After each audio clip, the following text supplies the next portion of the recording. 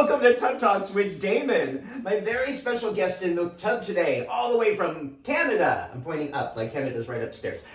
All the way from Canada is my friend, colleague, therapist, Rahim Thawer.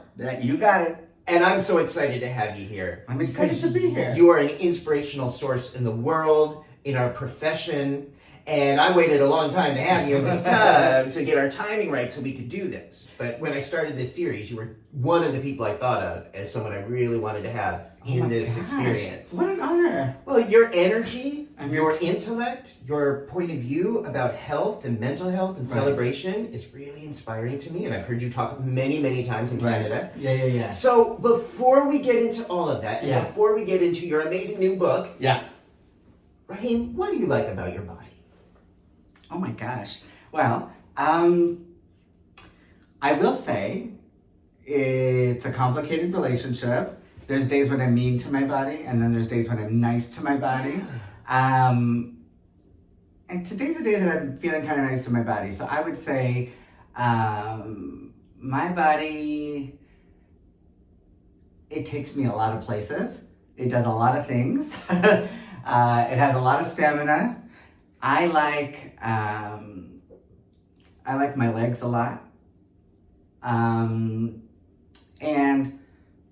what else do I like? I like my face. I'm into my face today, especially. Yeah? What do you like about your face? Well, I gave myself a little hot towel facial, and I was like, I felt like a new girl, you know? Okay. So, yeah. Okay. Yeah. Any other parts of your body that you look at? Do you ever look in the mirror naked and ever get to the place of saying, I like what I see. I like my body. I like my shapes. I like my hair. Yeah. I have, but I haven't in a while. Okay. I haven't in a while. Yeah, I think I've been grieving my body from like 10 years ago for 10 years. Wait a second. Let me do some math. So you were grieving your body for 10 years from 10 years. So that would make you like from 20 years ago, you're grieving your body. No. Okay. From 10 years ago. I've always been like, I want to get back to that place. Oh. But it's been so long that it's time to accept that Well, what was different about your body 10 years ago? I was able to fit the gym into my schedule more. And as a result, and also being younger, as a result, I got more sexual attention from guys. Mm-hmm. And things have just kind of shifted because I'm teaching full time. I'm in a doctoral program. I've got a private practice. I'm writing books. I'm doing like all the things, and there's just not enough hours in the day. And so my relationship with my body has shifted a bit. But to that end, I stopped drinking 2 years ago. And that also changed my relationship to my body because I wasn't inflamed all the time. Like I learned for the first time in maybe 20 years that it's not normal to have a bloody stool every week. Okay. But I was just like drinking, living my best life. I was drinking a lot. So stopping alcohol helped a lot. Improved your health internally. Yeah. And what did it do for your body shape? I may have lost a couple pounds here and there, but the big thing about alcohol was I wasn't going to bars or the places where people would be drinking a lot. I also can't stay up as late without booze. Yeah. So then I'm like, I'm not in that space, and so that if the motivation before was like gym, sexual currency in this context. Mm-hmm. And then I'm like, not drinking, the places I'm hanging out are changing. I just moved to Alabama. Like, there's no gays there even. I mean, there are, but they don't have faces. So the things I even want, like the things I even do socially have changed. And so I'm not feeling as much pressure, but that was also a motivation to do a healthy thing. So things are just kind of in flux. Things are in flux. And you recently turned 40. Soon too. July 11th. Oh, okay. Coming up. But 40 is coming up. I feel it already. So what does that feel like to be turning 40 at this time in 2025 and just in this time in the world and in this time in your profession? Yeah. It actually feels great. I feel like, I know lots of people wish they were younger. And I miss some of the things I could do at my younger age. but I love where I am. Like, 40 feels great. Like, it took this long to learn a bunch of shit, so I don't want to go backwards. Yeah. Right? Yeah, I feel like I'm exactly where I would want to be at 40. Okay. I've got no regrets. Yeah. I've done like all the things. Given that, are there ways that you would want to perceive or experience your body differently? Would you want to look in the mirror naked and have a different experience of seeing your body? Yes. What would you like that to be? I would like that to be less self-critical. And I've been working on this with, basic CBT techniques. Cognitive behavior. Yes. To reframe the all or nothing thinking around exercise and gym going. Because before you could see my thoughts were about validation and sexual currency. Like, who will appreciate this form and what will it get me? Like, what will I be able to participate in? Now, I know that if I go to Pilates or yoga or any of that, I think about it as like creating like spaciousness in my brain. Does that make sense? Do you have that experience? So Pilates and exercise are more about mental, creating space in the brain. Good for your mental health. Yeah. Absolutely. But it creates like another place to think. And I appreciate that. So if I'm swimming, if I'm in the water, or I'm doing yoga, Pilates, that kind of thing, I feel like it helps me access my optimism. Maybe that's the best way to say it.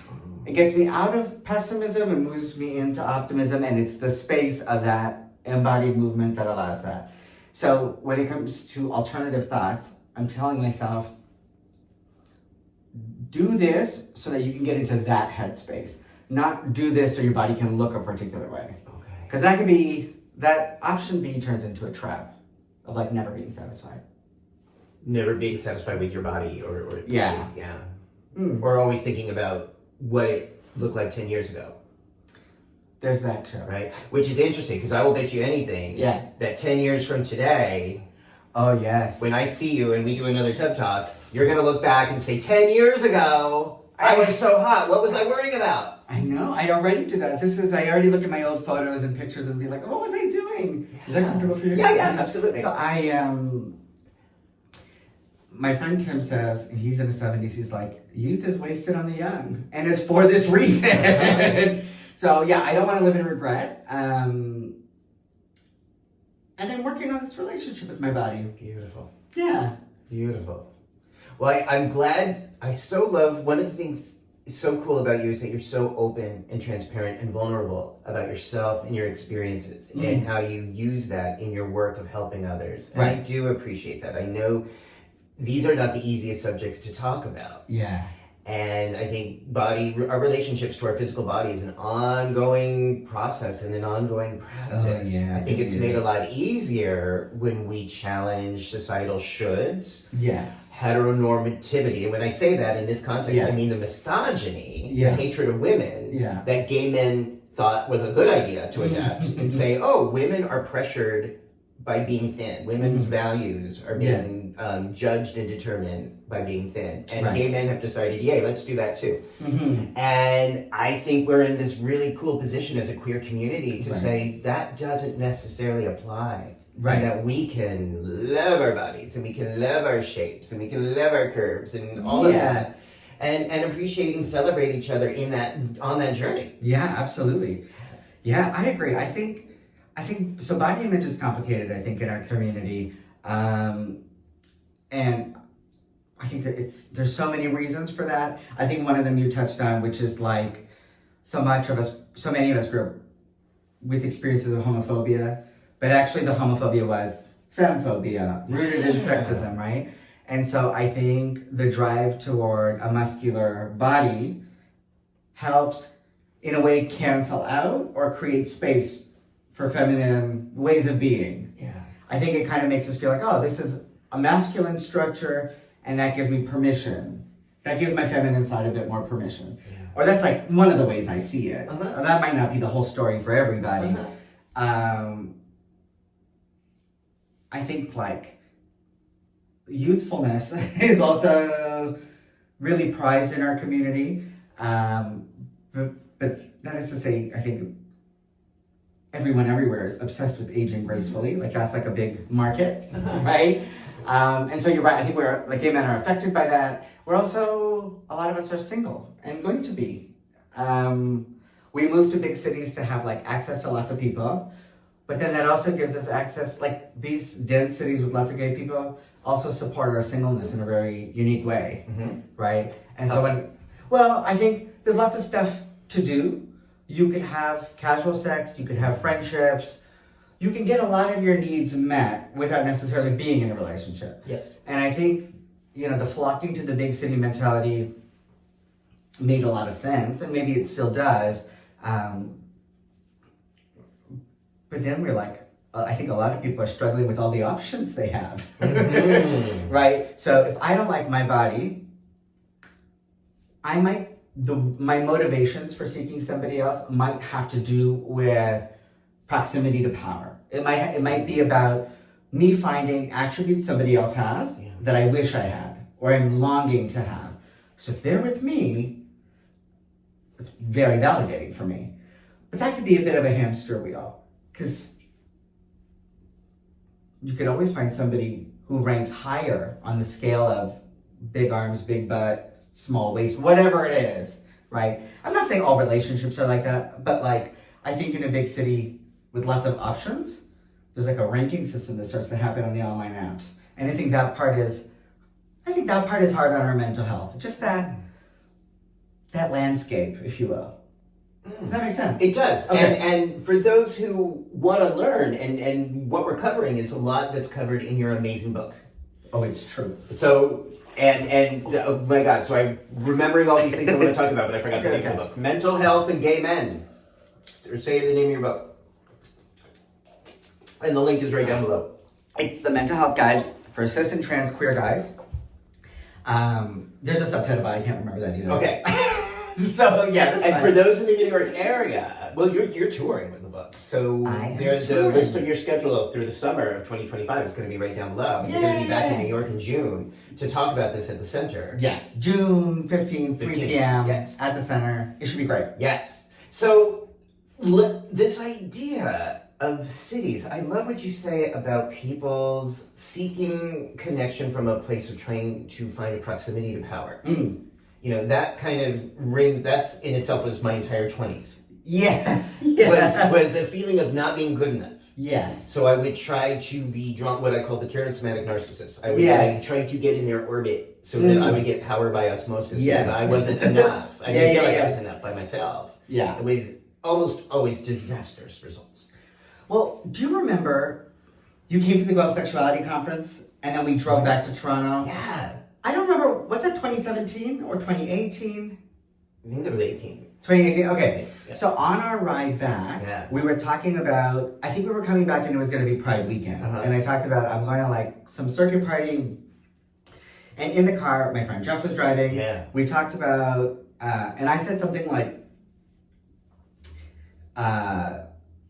something about not liking my body or the space being full of muscle queens or white as being the most desirable. And you had said to me, Rahim, that might all be true, but I'm certain, like you used very CBT, you're like, I'm certain somebody there would find you attractive. Would you agree? Right? And you were really bringing it home. And I was like, I was resistant at the moment because I was like, no, he's not hearing what I'm saying. But you were hearing it. And you were challenging me to trouble this set schema, core belief way of thinking.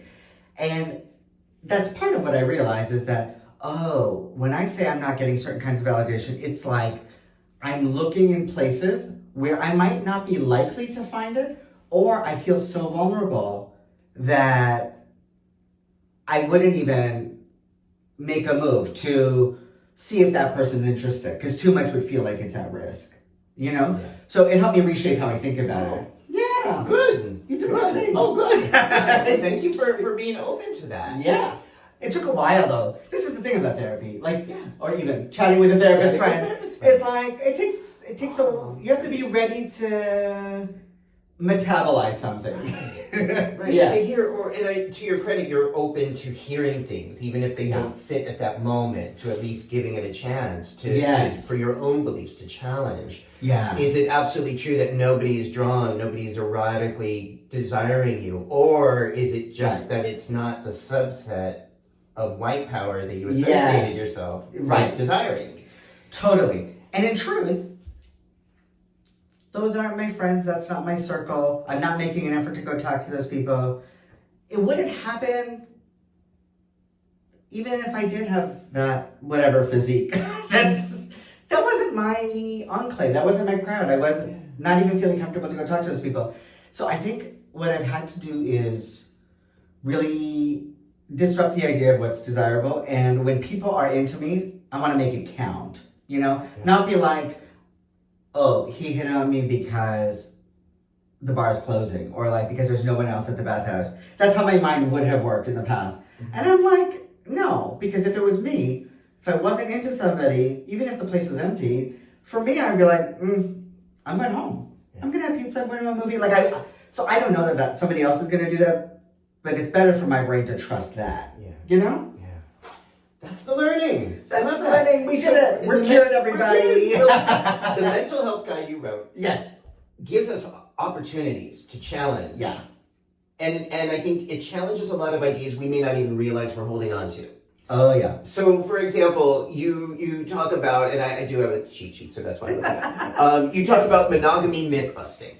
That there's this, or what I call the should. Yes. That we often get into, whether it's Canada or the US, that we might be open as queer men to finding our own ways of connection, but we live in a world that's persistently giving us insidious messages that, this is how you should be connecting and building family. Yeah.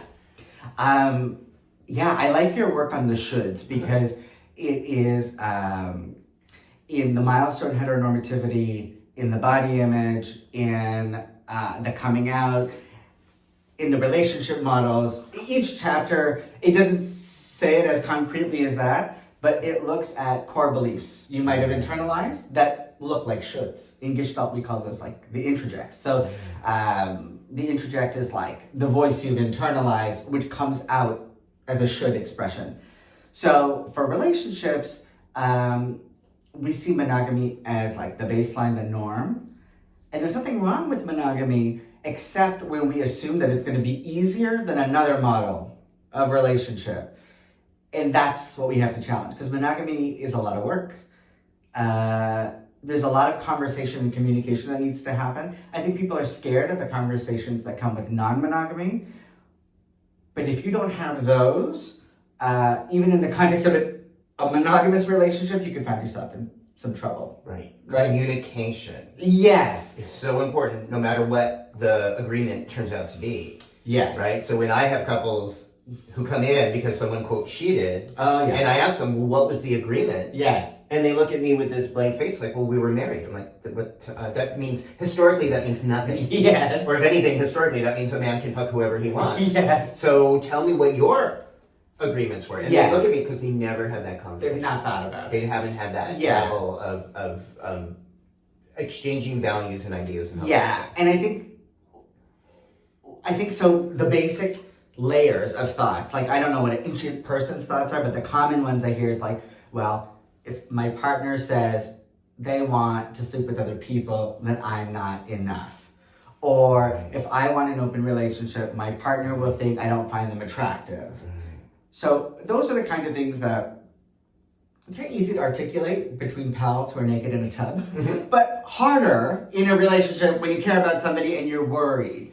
And one of the things conceptually I think about is, because people always say communication is good, and then I'm thinking about, why is communication hard?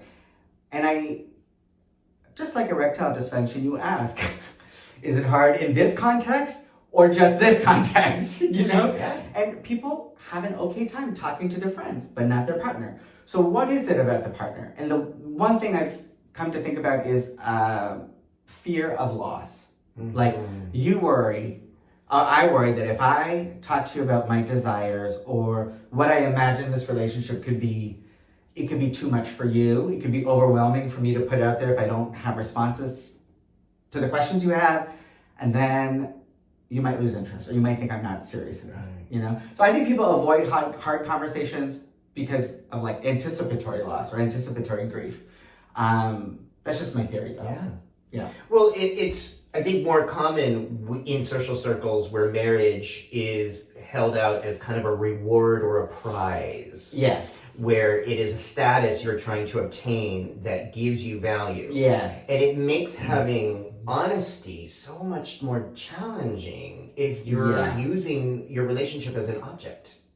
Yeah, I agree. You know? And then, so those vulnerable conversations where it's like, okay, if I tell you who I really am and I tell you what I really want, you might not want to be with me.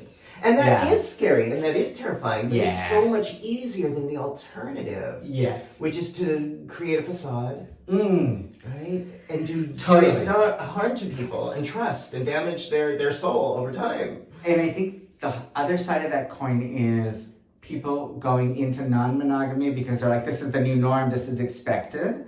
And they're also afraid, you could be for non-monogamy or you could be on the fence. But to talk about what you're worried about is something that people, I think, hold back on.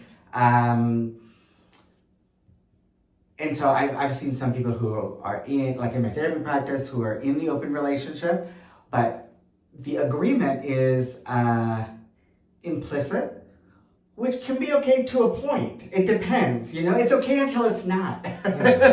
And then somebody's upset and there's no reference point. Right. And they're like, oh, no, I don't want to talk about it. We're just going to move on. Right. That's also an option if that's how, like,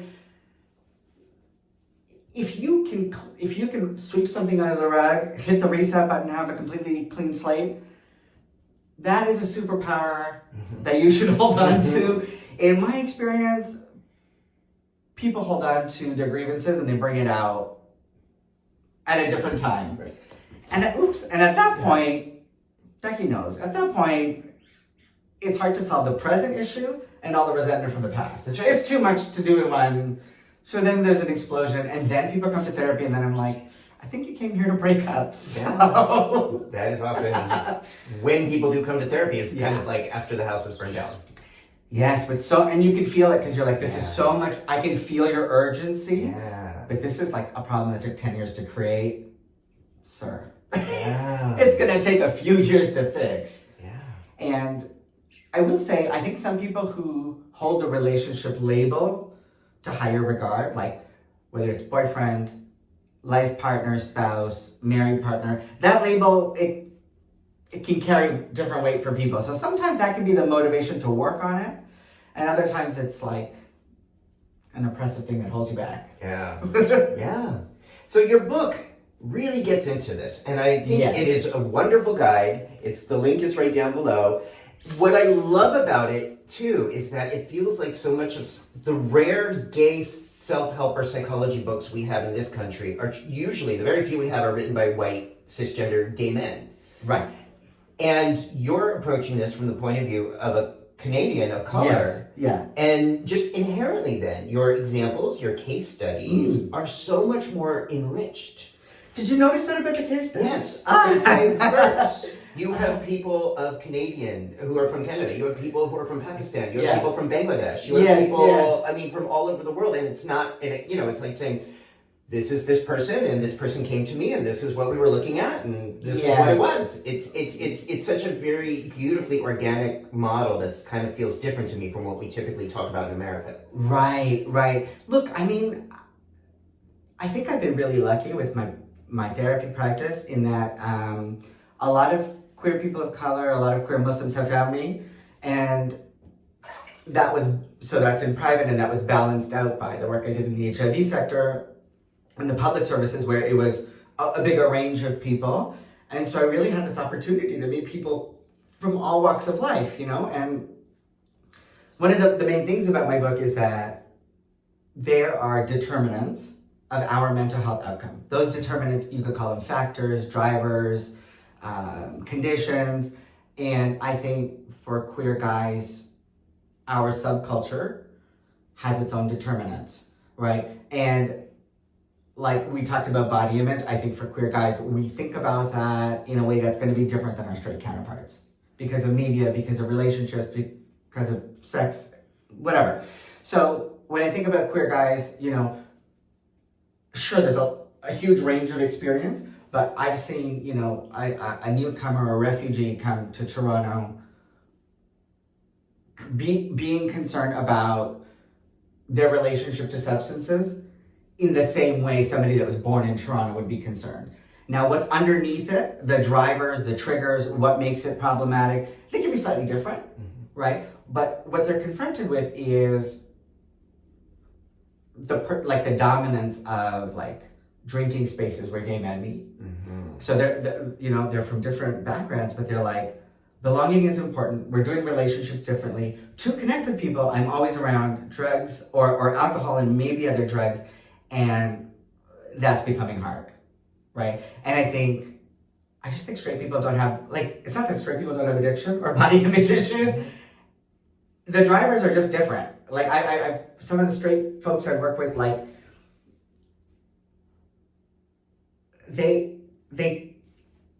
their motivation to change substance use behavior is often like, my partner's gonna leave me, or something to do with the kids, or I'm gonna lose my job. For queer guys, it can be that, but it's often like, how will I have connection if I stop using? Right. Or like, who will I be if I'm sober? Right. Or could I enjoy sex? Could I enjoy Without sex? drugs or alcohol? Yeah, is it even possible? Like, I struggle with that. Like, I stopped drinking 2 years ago, and having sober sex is not that scary. What is it like? You know what? It's great. It's great. And How has it changed? it's got the same, in my mind, I thought, it's gonna have these awkward moments, where things feel mechanical or I'm not able to focus. I don't know what I thought. In my mind, I just thought it was gonna be hard.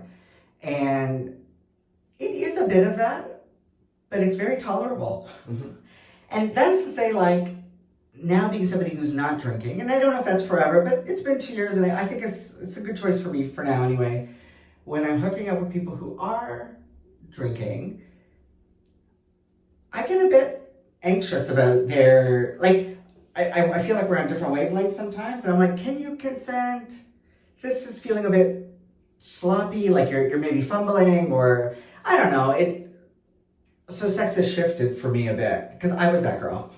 And I would have been fine with all kinds of things, so it's not really, the consent thing isn't the big thing, but it does feel different to be quite sober while someone else is not. Yeah. And so that's changed what I'm looking for. I kind of think of it as just we're on two different planets. Like, Two different, yeah. I don't use meth, and so I'm not really drawn to people who want to have chemsex. Right. And it's not moral. It's like it's not really inherently a moral issue. It's just Yes. like, you're going to be on one planet, I'm going to be on another, Yes. and then it's going to be a disconnect that's going to be really unsatisfying. Yes, totally. Yeah. Yes. And so I'm glad you brought that up.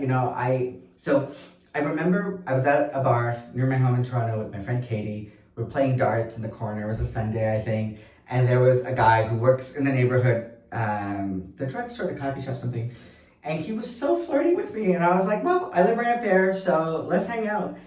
And I think he'd been drinking since he got off work. So maybe 5, 6, it's about 8. So he's had a few. And he's so flirty. And so we exchanged numbers. And I think if I suggested he'd come home with me that night, I think he would have. But something in me was like, it's kind of late. It's a Sunday. Let's have coffee. Like, my mind, the way I was thinking about connecting was different. Whereas if I was drinking, I'd be thinking, I've already invested 4 drinks. Like, let's make the most of this. Because it can't be recreated. Because you have to recreate the headspace of the drinking, flirting, taking time. But anyway, 2 different headspaces. Yeah. The next day after, like, I saw him, but, like, no texting, ignored me completely. And I thought, oh, this is so interesting. Because it's not a personal rejection. Well, maybe it is, but I didn't feel like it was so personal. But I was like, I know what this is like. You were in a headspace that drinking allows, and now you're in a different one, and hasn't been an opportunity to bridge that gap. Right. So now you feel anxious or insecure about what you said or did, or you're not sure what it would be like to do something sober. And so this changed dating radically. Unfortunately, because now I'm like, let's meet for a coffee. Or if I meet somebody at a bar, I'm like, if this person texts me during daylight hours, I'm going to give it a try, but few people do.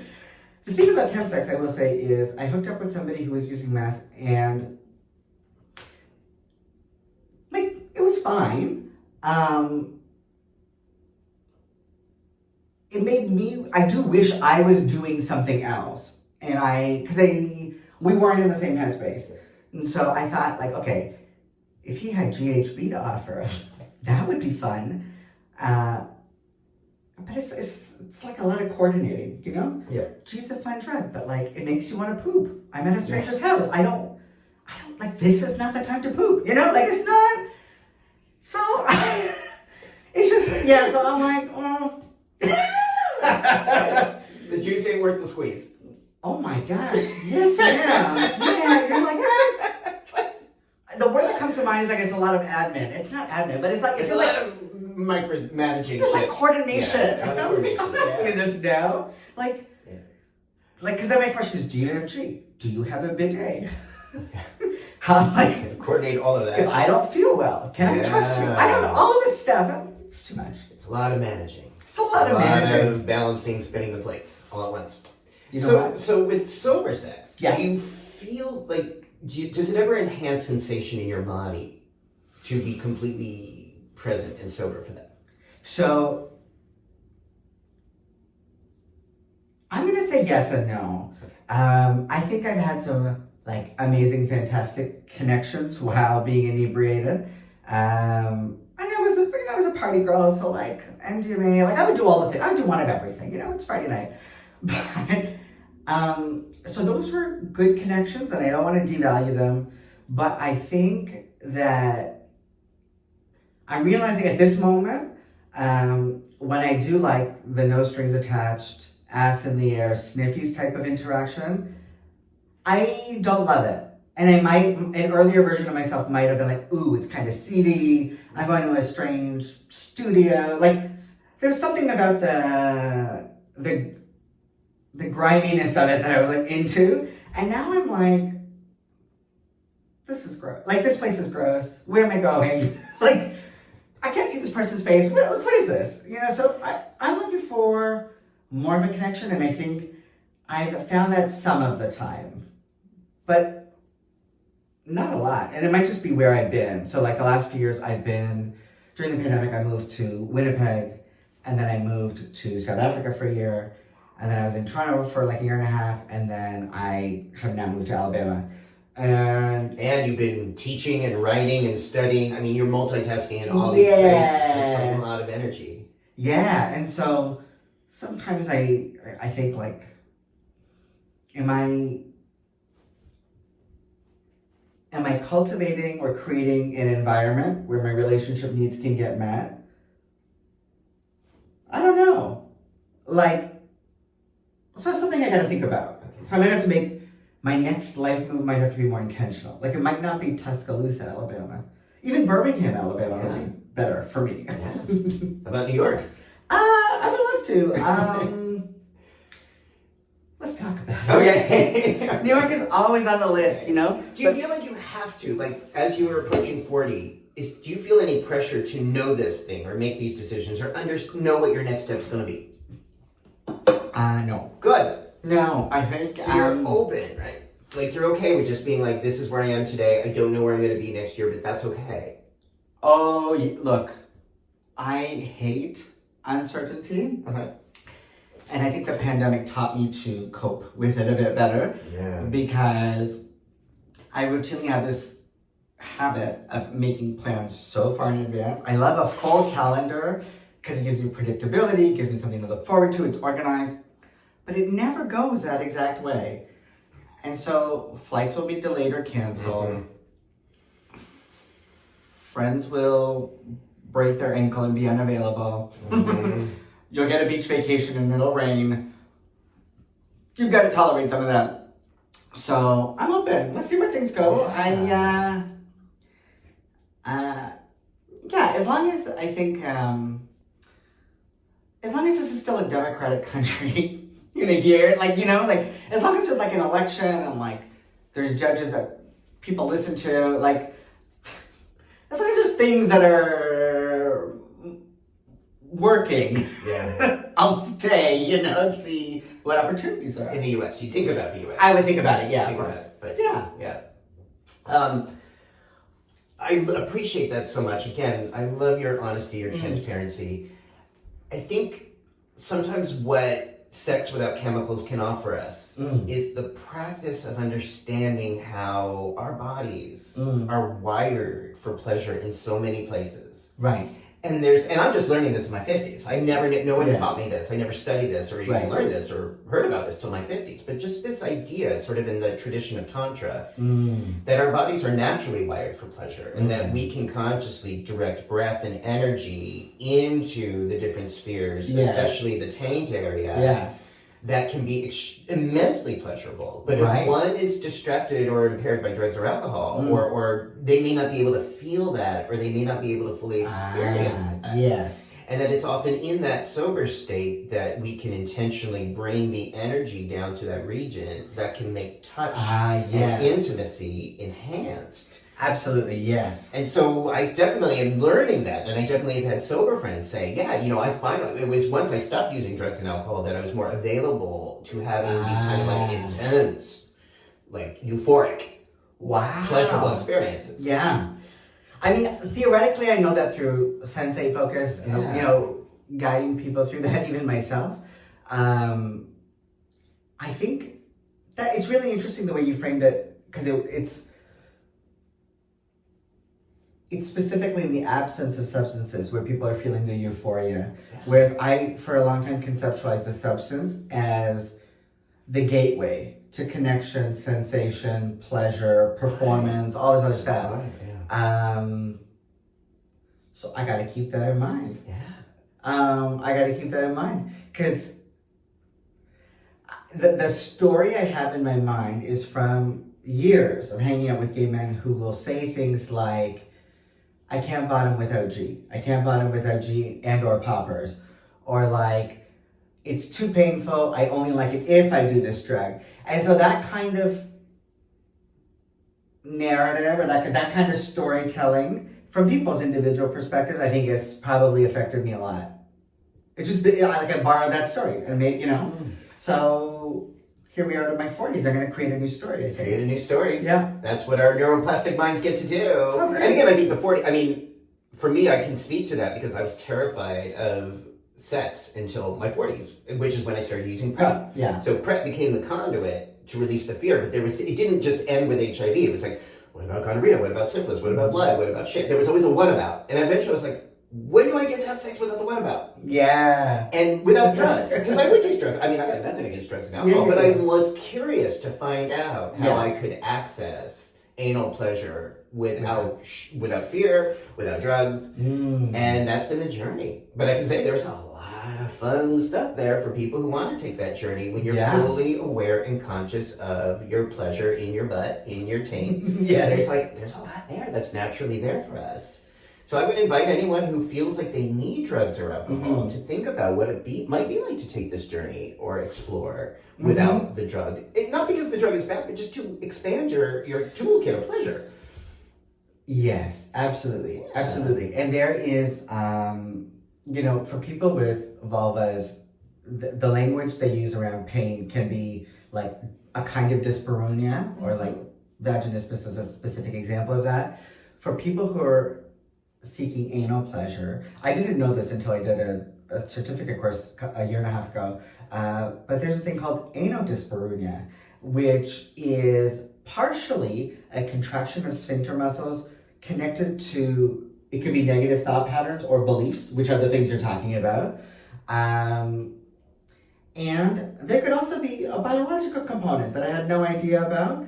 And so I don't know how it gets diagnosed. I just know that it's a real thing. So people should look into that. So literally, I just did a TED Talk with someone who does this in Union Square. Because I'm learning, I've never heard of this either. But it's true. Yeah. And Stephen Lavender is a TED Talk that I just did. Yeah. And he really speaks to the science behind the clasping. And for some people, we can use our mind to relax, but some people really have physical barriers.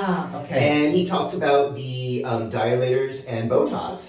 Yes. Which was a shock to me. That people are using Botox to overcome those barriers medically. It's not about state of mind. It's really about a medical barrier. Right. Botox is assisting them in having pleasurable penetration. Yes. And this is just a whole new way of thinking and experiencing that I think is going to be unfold over time. Absolutely. Isn't that exciting? It is exciting because it makes me think also like if for somebody the barrier is cognitive, and that could be an intervention that helps, then they would have a positive experience that they could build on.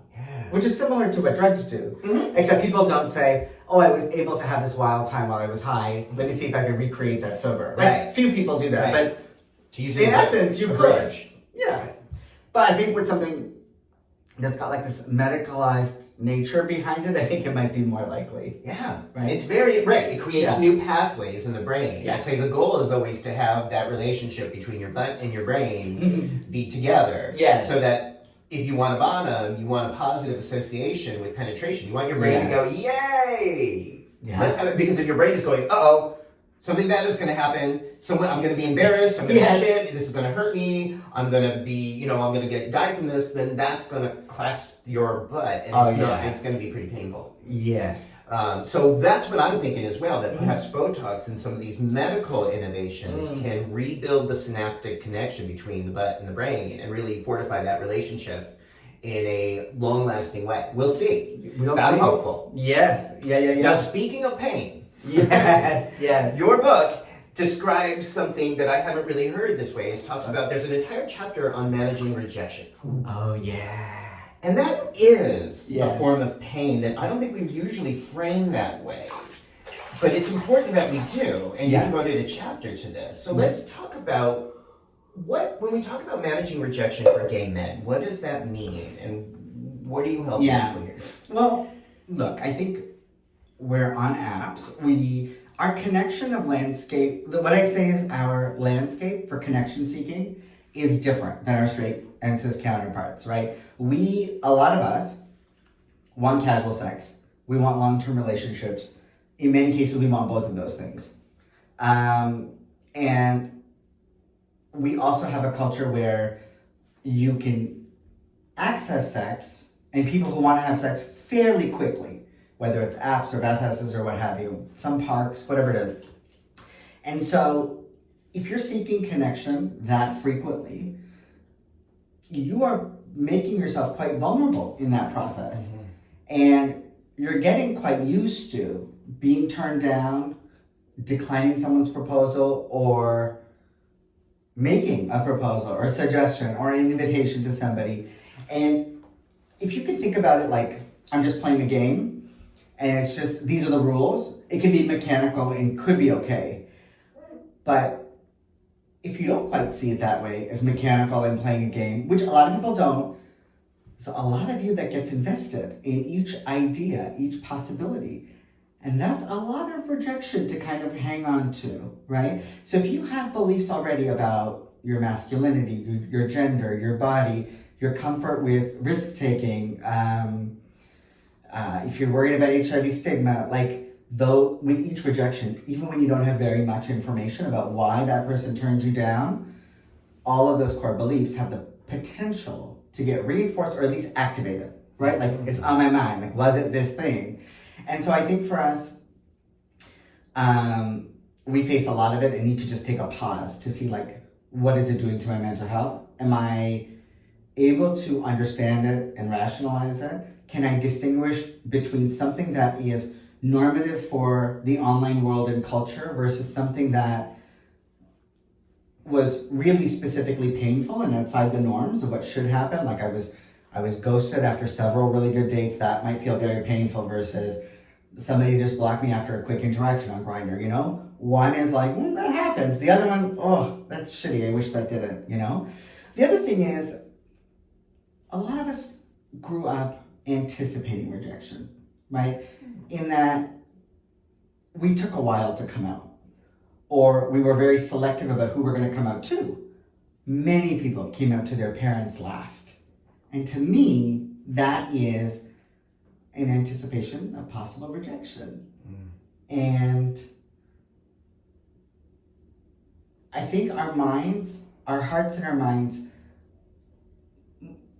took the resources they had and mobilized them for what do I do if I'm rejected? What do I do if I'm kicked out of my home? What do I do if my family or community rejects me or disowns me? What do I do if I'm asked really hard questions that I can't answer? What if I have to prove myself? What if I'm laughed at? What if I disappoint other people? So all of those things around coming out, I think, are connected to an early experience of anticipating rejection and mobilizing resources to become more self-reliant or become hardy or to become something. And I imagine that it's not for everybody, but it's possible that for a lot of us, some experiences of present-day rejection activate those earlier experiences, right? Where people are like, oh, I'm a disappointment again. I can't rely, people won't like me, and this is happening again. I'm too much for other people. Whatever that belief was from childhood. So that's why I think rejection is particularly unique for us, and we just need to think about it. I love that. Yeah. It feeds the term that I sometimes use in CBT is the schema. Yeah. Right? So the schema growing up, there's something wrong with me, I don't fit in, I'm different, therefore I'm less than. And if people really knew who I was, they would never accept me or love me. And these can be then subconscious, unconscious beliefs we carry into adulthood if we're not paying attention, even when we are paying attention. Yeah. So then somebody on Scruff or Grindr says something bitchy or mean or just ghosts you, and all of those earlier beliefs can get activated in that moment, especially when one is under the influence of drugs and alcohol. Sure. Or even without that, it can feel viscerally painful based on these early learnings. Totally. And I think, so many queer people also are diagnosed or identify with some kind of neurodivergence.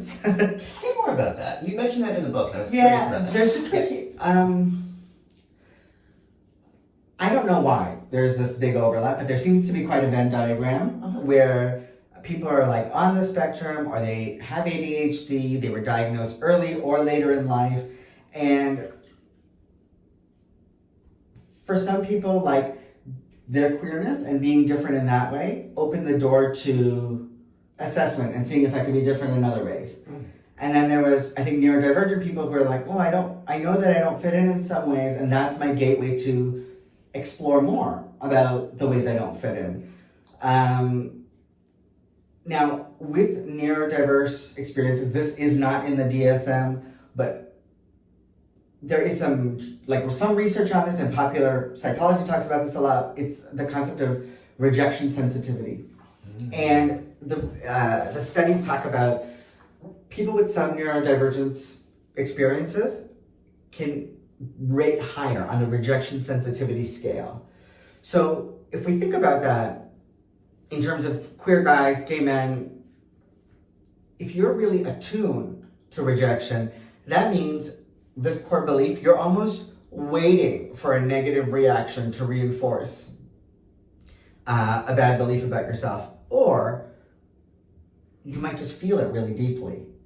And then part of the shitty thing around masculinity is you can't always talk about that. It feels bad, but I'm not supposed to talk about it. That's not what men do. Right. And so I think that could be tricky. So we can have pain, but we can't be vulnerable. And you're saying folks who are neurodivergent or aware of that might experience rejection in a deeper way and not have the resources to speak openly about that. Absolutely. The hyper toxic masculinity. Absolutely, yeah. Wow. Because I think gay men's culture, it's fabulous and also doesn't do a ton. It does a little bit to dismantle masculinity, but not a ton, in my experience anyway. And so, like, it's nice to be in a group of men, and then it doesn't take too long before somebody says something that could make you feel bad. Uh-huh.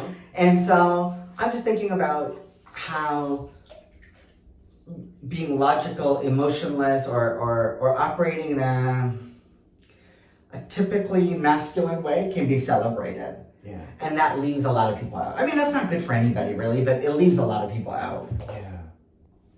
Fascinating. Mm-hmm, mm-hmm. Now, you use some terms in your book, some of which were new to me. We talk about ghosting, and we've talked in here about ghosting. Yes. And it's interesting because I know that I have done this. Yeah. And I know I've been on the recipient end of this. Mm. But I think the trick is seeing, okay, so where do we introduce space to saying, that kind of has nothing to do with me? Like, and if anything, if it's pushing a button or activating an old story, that's an invitation for me to go back to that old story. Right. And see, Damon, where are you feeling afraid? Where are you feeling insecure? Where are you telling yourself a story about your gray hair? Or, Yes. I mean, I'm on scrub a lot, so it's like, well, because I don't have hair in my body. It's like, where is the story or the should? Yeah. Because that's really where the pain lives. It's not in the guy who just ignored me or said, no, I don't want to have sex with you. It's the story about that that's often founded in the past. Right. I think, I think it might be, so I agree with you, but I would introduce, I think, maybe another scenario where it's a combination of the story and some kind of reality that's hard to accept. Mm-hmm. So, ghosting aside, like, back to, like, basic rejection, like, it could activate a story that could be all me, and so I'm projecting a lot onto this experience of rejection. It could also be that this person says they like somebody of this very particular body type or very particular race, and as much as that's about them, this person over here has to look at their story, but also has to grieve. Like, in a way where and when I say grief, it is you're accepting or you're confronting the loss of who you thought you could be or how you wanted the world to see you or the way you hoped you could participate in the world.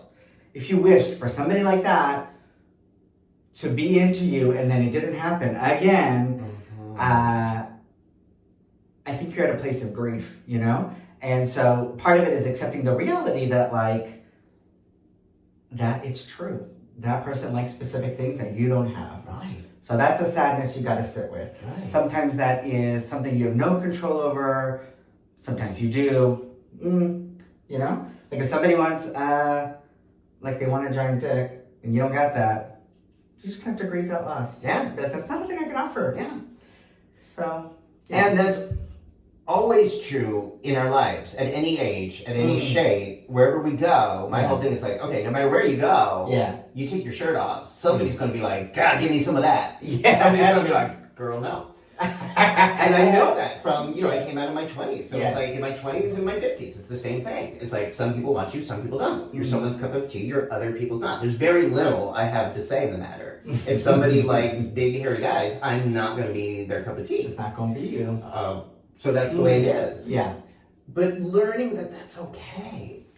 Absolutely. It has to be okay. Yes. Right? I think the under managing rejection, some of those new terms. So we've got ghosting. Yeah. We've also got breadcrumbing. Breadcrumbing. What is breadcrumbing? I was very fascinated by this. Yeah. So breadcrumbing is like when somebody shows initial interest in you, and they seem a bit non-committal. So you may have had a date or you might not have, but they keep dropping signs that they could be interested. Okay. And so they're stringing you along.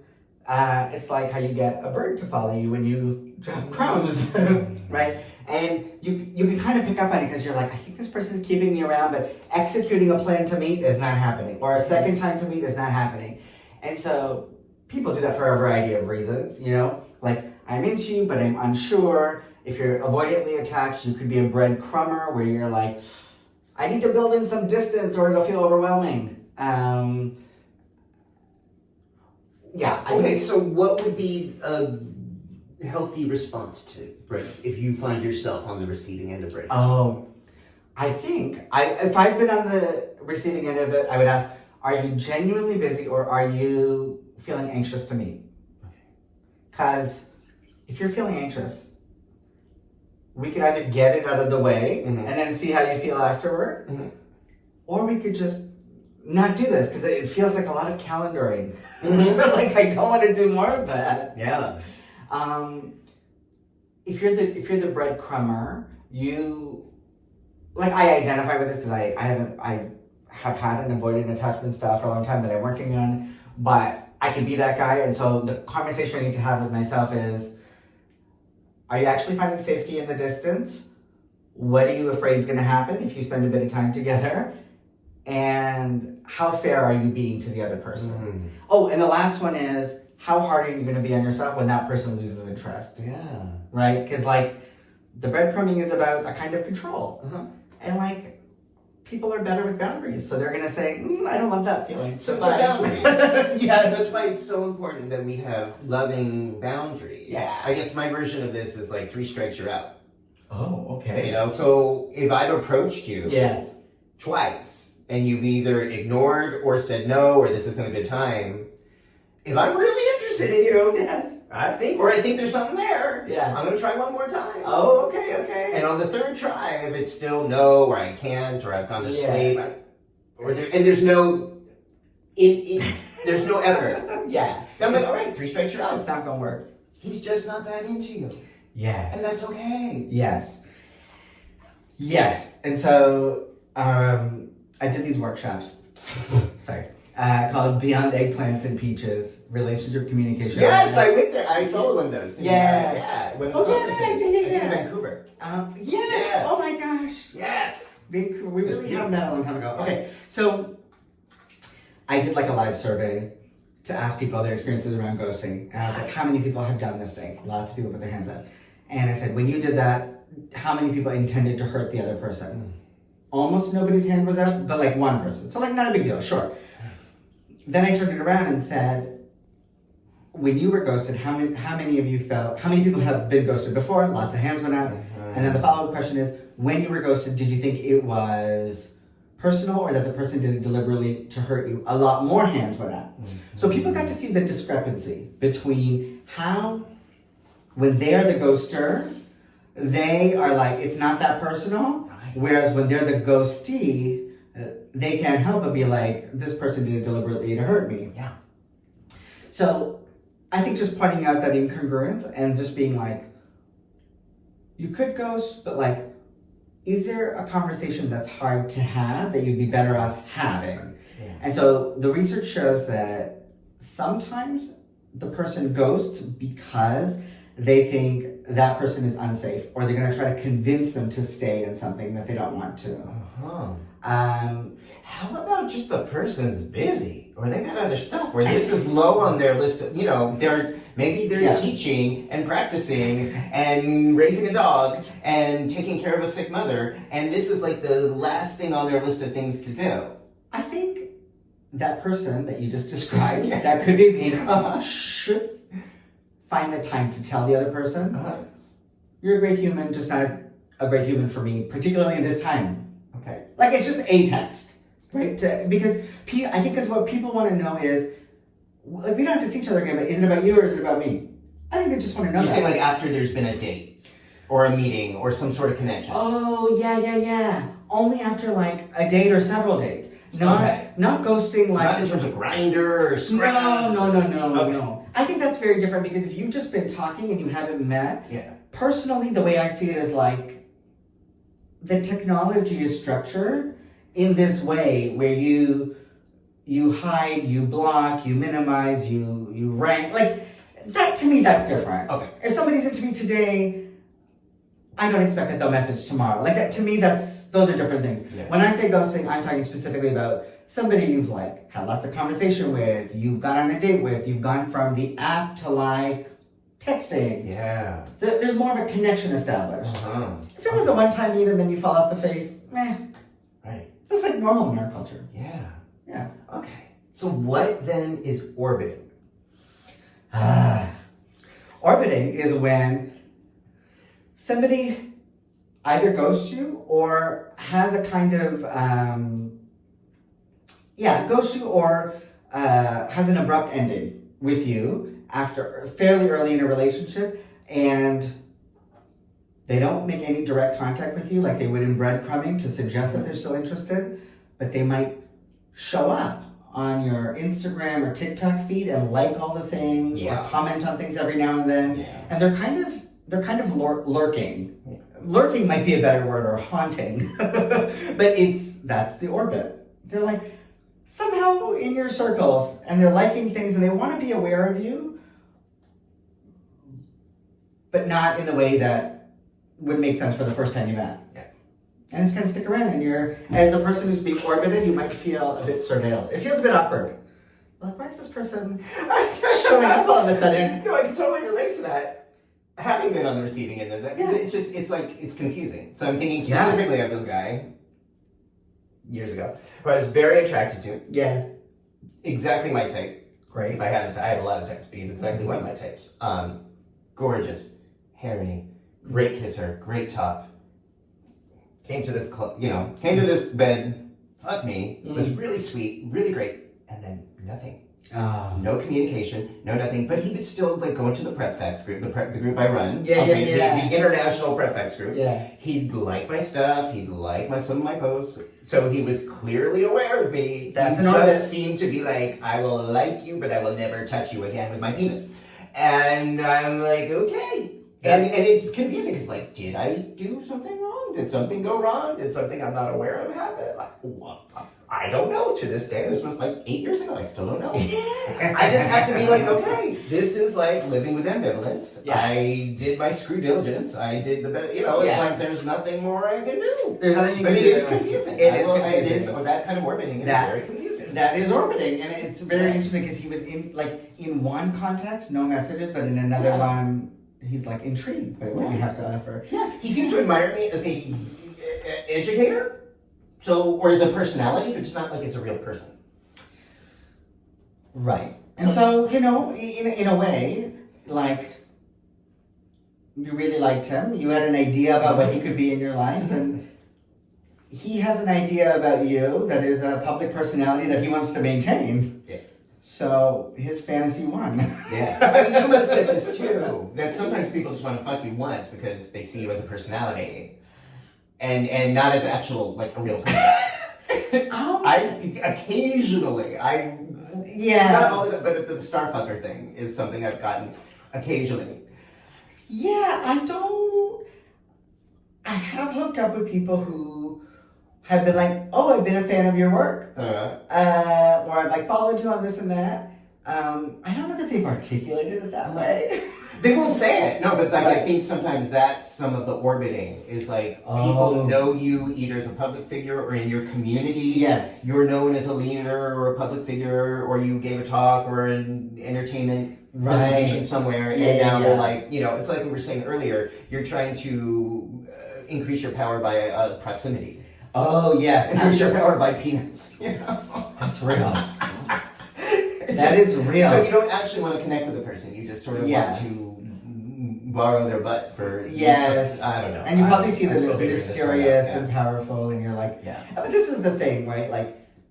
When you project that kind of fantasy onto somebody, they'll disappoint you. If you project that fantasy on me, I will disappoint you, because I don't know what crazy thing you have going on in your mind. Yeah.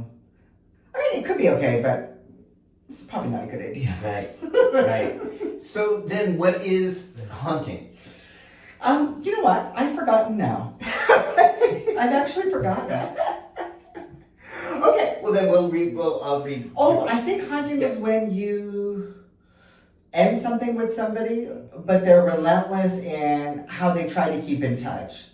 And they show up in different places. But I have to look it up again. Because I did write about it, but it was a while ago, so I forgot now. Yeah. So again, what we're talking about is being on the receiving end of sort of mixed messaging. Yes. And that can be confusing. Now, I think because we sort of do this for a living, we might have that ability to say, okay, this doesn't feel good, but I'm willing to do the work inside to figure out what to do with this so I can just live with it, and because I can't control it. Yes. But I think what we see in the community is often that there's, especially when it's happening on a regular basis, especially when one is a member of a marginalized community, of neurodivergence or a race or ethnicity, or a gender that's stigmatized. Sure. These sort of minute neutral things are not so minute and neutral when you're on the receiving end of it. Yeah. And also fending off shit and stigma and attacks from the world. And I think this is where I was saying it's not just your story that gets activated, because it is, but there's also a reality of like femphobia, racism, whatever it is, that's like part of the world. And it's not fair, it's not okay, but individually the response that you can have is one of grief, right? For injustice, for the things you're not, for the way you're treated. And so that's hard. I think one thing that I would say is we could also challenge ourselves not to keep sexualizing things that are unavailable or people that are unavailable. Say more. Like, people love to say things like, ooh, I like the chase. Or, ooh, he's playing hard to get. Or, you know, the rape culture message from Disney movies, you know, dating back to like Beauty and the Beast tells us like, be persistent and then that person will be interested. Keep doing the big gestures and that person will be interested. And my gosh, those are just, actually I lost my train of thought. What was I talking about? The rape culture. Yes. Yeah, not pursuing and sexualizing or I think eroticizing Unavailability. what is unavailable. Yes, yeah. Sorry, thank you for that. Yeah. So, I think our culture teaches us to think about like sex and partners like fishing. You know, you like gotta catch a good one. Yeah. And when you catch a good one, you gotta hang on to them. Yeah. And I think living in a world where there's like hierarchies for like what gets celebrated, not merely tolerated, and we know we've internalized those hierarchies. So, like, if you feel fairly certain that there's a group of people, a type of person that's not into you, like, there's a part of you that could say, I'm going to work on my confidence, and I don't know until I know. But if you know, and you keep doing the same thing, there's a masochistic wound there, you know, of like having that experience again and again. And I would say like, you might have taken pain, anxiety about rejection, and sexualized it. You've literally converted the energy into something that produces the chase. Yeah. And that might not be so helpful. If you're coming up short, you know, you're gonna have to learn from your past experiences. Otherwise, you'll keep doing it, right? And so I think that's another way, like when we think about managing rejection, it's also like you might also have to stop throwing yourself at somebody or a type of person that generally is not into you, right? You know, or have the agency to know. Yes, if you're gonna do this. If you're going to make yourself vulnerable to someone who has not shown interest or incentive, you may be hurt. And it's not, it's not blaming the victim. It's being realistic. Absolutely. But I also think about, this idea, and I love what you're saying about sexualizing what we can't have, or sexualizing someone that seems out of our proximity. Yeah. That is, I think, symptomatic of what I call the addiction model of sex. And the addiction model says that I need someone or something to feel good. Like I need an external person, or I need to get fucked in a certain way or a certain amount of times, or I need a drug or alcohol in order to know my self-worth or value. When we pursue sexual connection from a place of addiction, from a place of saying, I have no power, you have all the power, so if I can just get you, I will feel good by osmosis. Right. We know that doesn't work, because even if you feel high briefly, it's not going to last. Right. And people can often feel that needy Yeah. energy and sometimes be repelled by that needy energy. So now you've created this cycle. Yeah. It becomes a self-fulfilling prophecy where you're putting out this needy, addictive energy. People who may have been on the fence are sort of going on the other side. Yes, they are. You know, my 20s version of that was like, I don't like myself very much. You don't seem to like me either. See how much we have in common? And when I started you know, we could bond over that. Yeah. I would ignore me too. Great. So in my 30s, it was really starting to shift that, starting to say, I do like myself. I do love myself. I do think Damon's a pretty cool dude. And I want to build connections and sexual relationships with people who can at least have some baseline of agreement with me on that and see where we can take that. Yeah, like, I'm appreciating what you're saying. It makes me think about like the check-ins I have with myself. So, you know, I earlier said, I tend to be avoidant. The truth is, I don't think attachment is fixed in that way. I kind of think we have an avoidant headspace, we have a secure headspace, we have an anxious headspace. And so if I'm spending time with somebody and I notice myself in the anxious headspace, which is like, is he into me? Is he still attracted? He hasn't texted. What could that mean?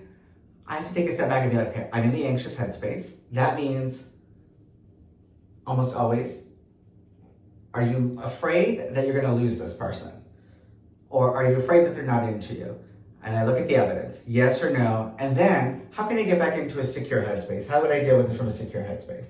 If I am feeling avoidant, or I'm like, I don't want to text, I don't want to engage, I want to turn down this, I might say to myself, is this avoidant headspace protecting me? Or am I afraid of losing myself? Right? So anxious is fear of losing the other, avoidance is fear of losing yourself. Because then I just have to remind myself, we've actually hung out twice. I'm not going to lose myself. Like he did say he wants to move in.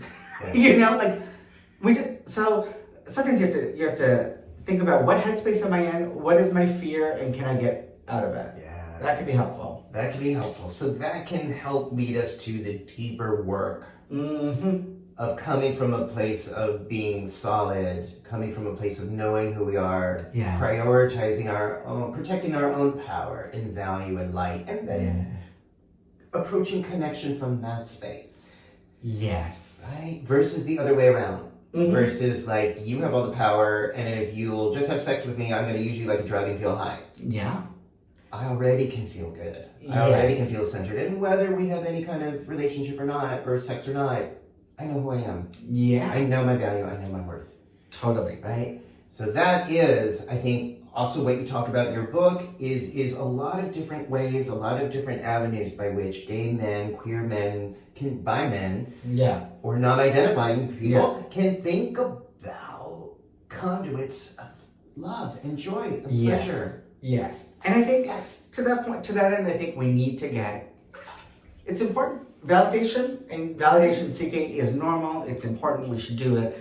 But we need to get validation from multiple sources. You know, it could be a partner. It could be like an encounter. It could be family. It could be a job. When your sources for validation get limited, you might be in a dangerous place, right? Because you're relying on that one thing for everything. And so your identity and your sense of self will feel too destabilized when that source of validation is not stable. So if you only get validation from your relationship, any small conflict or fight is going to destabilize you.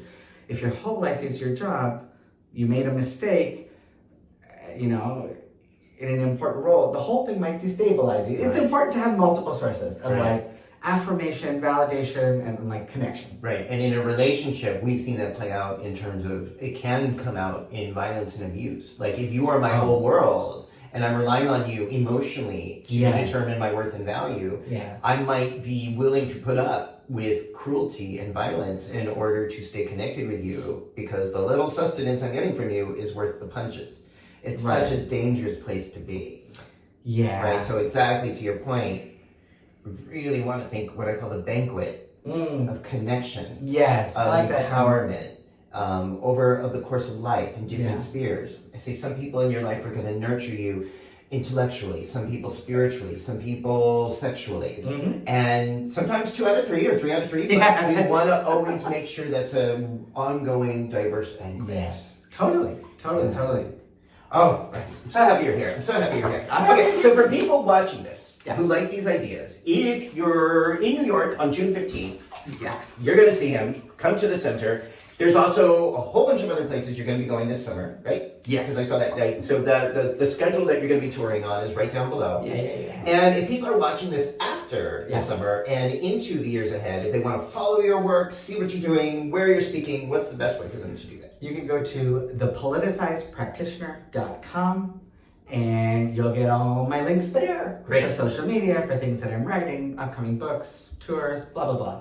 Great. It's all there. Great. And the guide that we're referring with, the guide to gay men's health, is also amazing. And it's highly recommended by me, and I think you will be glad you have it around. And it really complements this Tough Talk series, where so many of my guests are thinking about what mental health, sexual health, healthy aging, healthy connecting, what does that mean in our lives? How does that change in our lives? And how do we shift from kind of a fear-based addiction model of that to a more holistic, loving model that's really, really healthy and sustainable?